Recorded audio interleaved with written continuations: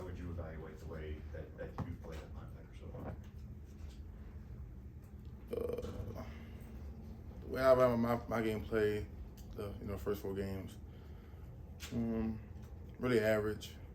I wouldn't say I have gotten a lot of action throughout the first 4 games due to and run the ball outside, trying to make us run. But really just average, not a lot of action in the hole or not my side. They're trying to get on the corners to make our corners tackle on the perimeter, things like that. So I'd say really average.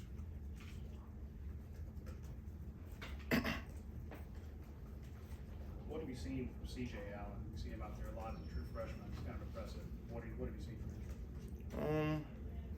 A young guy who going to be really good in the future. Just really getting his feet wet. Been going in practice. Coach say you practice. You go out there, you're a starter, so that's how you practice. So that's how you go out there and play like that. Yeah, after the game on Saturday, you talked about the lack of communication, how it's maybe hurting you guys on defense. How important is Jamon Bullard to that aspect for this defense in terms of being the guy in the secondary that is maybe helping making some of those calls and not having him out there sort of impacting you guys? Jamon definitely, one of the leaders on the defense. Definitely one of the people on the team that makes the communication lines easier and things of that aspect. But we believe in our guys that the coach put on the field to replace him or have in his spot until he come back. So it's I wouldn't say a loss, but it's got the feel. Everyone voice got to be heard on the communication lines, and like I said, the communication that goes from youth league to the pros. Communication is everything. So once we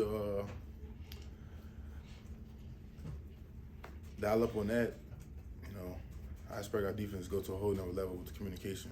And the communication is everything. Coach Shu showed us a video Friday night of Ray Lewis talking about communication, how important it is. If you can alert your guy next to you, what you think the offense might be doing, is better than what you just doing by yourself. Jamon, Auburn's one of these teams that has 2, 3, 4 different running backs that they'll rotate in. What kind of challenge does that present to a defense where it's not just one ball carrier you guys really got to focus on, that they can keep guys fresh and keep that going through a game? Well, they got 4 ball handlers. We have 5, 6 linebackers that come to the game. So, we got depth in our room, and we believe in every single guy in our room. So, they got 4, we got 6 linebackers. Ain't no big problem to us. As far as communication goes, what kind of things do y'all do in practice to work on that? We have, I don't even know what to call it, but we got speakers in our indoor. Coach turn it up loud as you can turn it up. I think he break the little volume pedal to turn it up, but he make it super loud in there. So when game day come, super easier, and it's lower on game day than we expect because our ears drumming, blasting out from Monday through Thursday. So that's what he does, turn the speakers up all the way up and just have a little static sound just blasting. Talked about preparing for multiple running backs. They play multiple quarterbacks, and they're very different. How do you go about preparing for maybe a rushing threat and more of a traditional pocket passer? The way you prepare for them, I say. We had played against 2 teams that played multiple quarterbacks this season. Ball State played 3 quarterbacks. We played each of them differently. One of them was a running quarterback, like you said. One of them was a pocket quarterback. So you just play them differently. When one of them in the game, you expect a different play. A running QB, you might expect to read option. The pocket QB, you might expect him to stay in the pocket. So you prepare them on who they are as a player. Jamon, to your left. So many great rivalries with this program. Obviously, Tech in Florida, Tennessee. Well, I'm curious where you put the Auburn rivalry.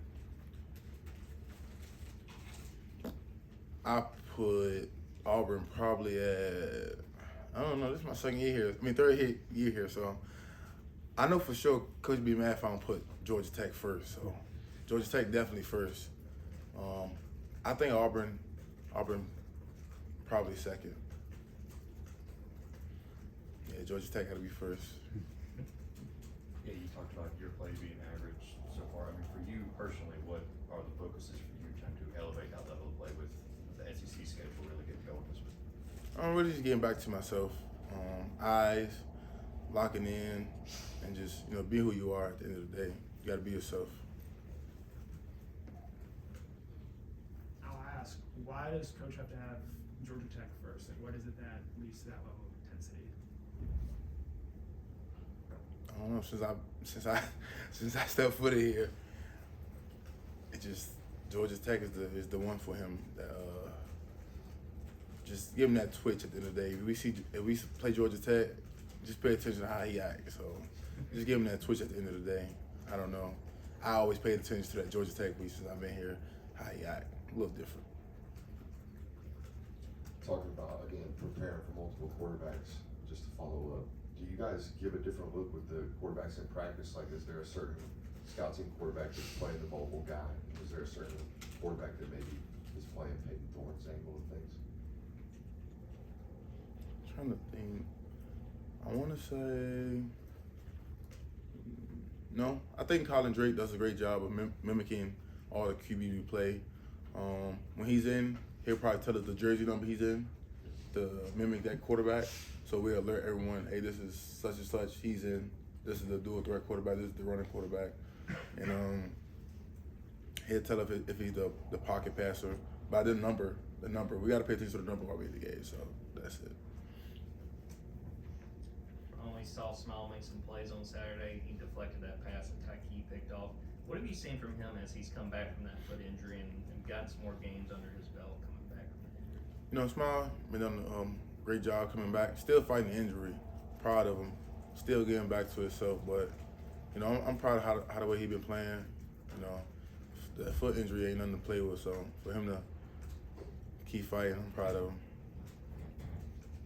Hey, John, other than different styles for quarterbacks, what are the biggest things that stand out to you about this Auburn offense that y'all on defense will have to execute to get this win?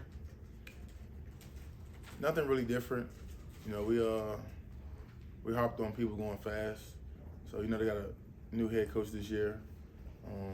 Back in the day, I don't want to say back in the day like it was back in the day, but back in the day, he was doing tempo, going real fast. So we expect to see that going this year, tempo.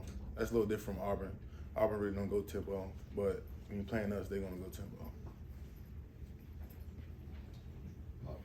Correct me if I'm wrong, but I believe you played for Coach Poggi at St. Francis. Poggi. Coach Poggi.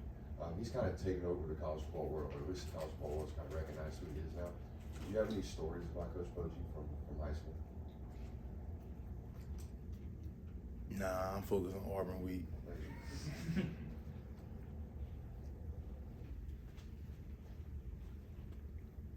Could you evaluate, it may not be fair to ask you to so handle like you want to, but the D-line play in front of you, what are you seeing for those guys? Obviously, that's very important to linebacker play. It's just how well they're doing up front. Doesn't seem like there's a Jalen Carter type of presence up there, but what do you see? When Jalen Carter was out, since you say Jalen Carter was out last year, about 5 games. We did what we supposed to did. The first 4 games, the linebackers haven't been getting touched unless it's a blitz that we're going down there. So I think our D linemen doing good. They in the backfield here and there, but I think they've been doing good. Got time for 2 more questions.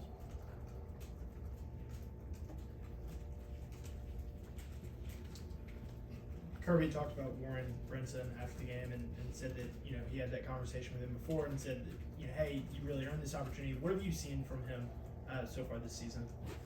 Warren's a guy that definitely, when he lock in, he can probably be the best version of himself and probably the best D tackle it is in the country. When he locking in and doing his right stuff and when he get that mindset, when he can be consistent in that, I think Warren can be real dangerous.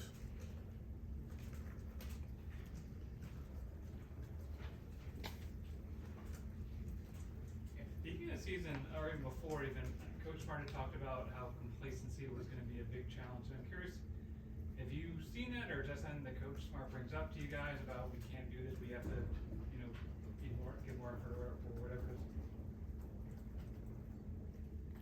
complacency, you know, it happens when you see it sometimes. As a coach standpoint, and as a player standpoint, you see it sometimes too as well. But even when you don't see it, you want to keep saying it so your players won't get complacency and relax. So, you know, by him standing on us, it definitely not going to happen when him keep saying it. So. Thank you, Jamon. Thanks, Jamon.